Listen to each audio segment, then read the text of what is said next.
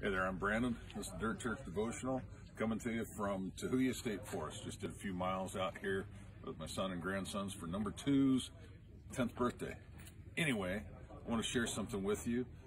We're getting close to Christmas, and I've been thinking about how expensive Christmas is. It's getting worse all the time, it seems, but you know what? Christmas has always been expensive. From the very first Christmas, it was expensive. Think about the wise men.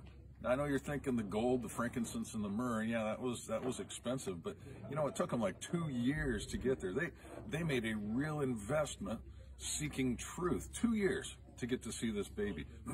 But they're not the only ones. The shepherds, you think, well, the shepherds, they were broke. They didn't bring anything. They didn't even bring the drummer boy. But what they did was they left everything they had.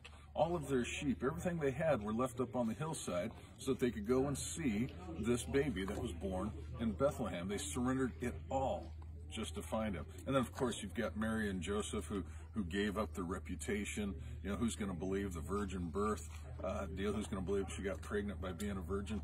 Nobody's going to believe that. Joseph gave up his reputation because his fiance is sounding crazy.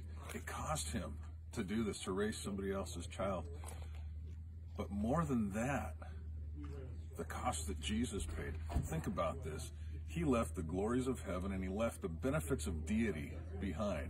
And what I mean by that is, one of the things that it says about God is that he can't be tempted. But we know that Jesus was tempted a lot. He came down here and he lived in a messed up world under the law so that he could be a sacrifice for us. It cost him a lot at Christmas. It was expensive for him.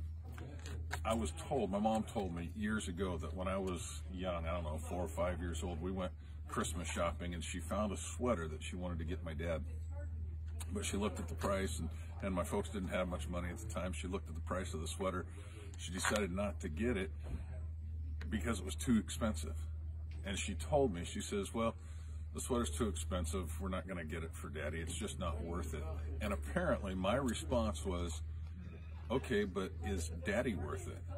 It sounds pretty big coming from a little kid. But think about this. When God looked down through history and he saw the wise men and he saw the shepherds and he saw Joseph and Mary and he saw you and me, he said, man, they are worth it.